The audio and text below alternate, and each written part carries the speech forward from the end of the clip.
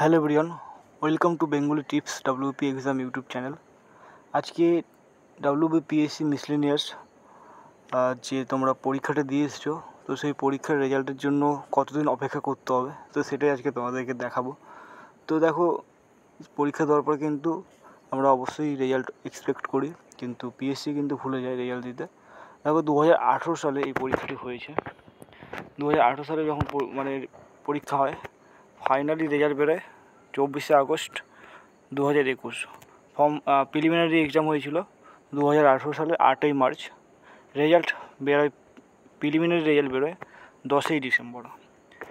ঠিক আছে, মার্চ থেকে ডিসেম্বর প্রায় 9 মাসের মতো, 8 মাসের মতো গ্যাপ রেখে রেজাল্টটা বেরিয়েছে। এরপর মেইন এক্সাম হয়ে গিয়েছিলো। রেজাল্ট বেরোয় হচ্ছে 10ই ডিসেম্বর, আর রেজাল্ট বেরোনোর 1 মাসের মধ্যেই মেইন এক্সাম হয়ে যায়। 2019 সালে হয় main exam. Result of main এক্সামের রেজাল্ট বেরিয়ে যায় জুন মাসে।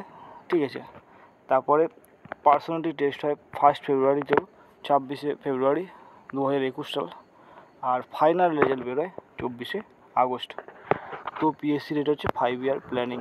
ঠিক আছে, বুঝতে পারলে? এরপরে দেখো নেক্সট 2019 সালেরটা দেখো।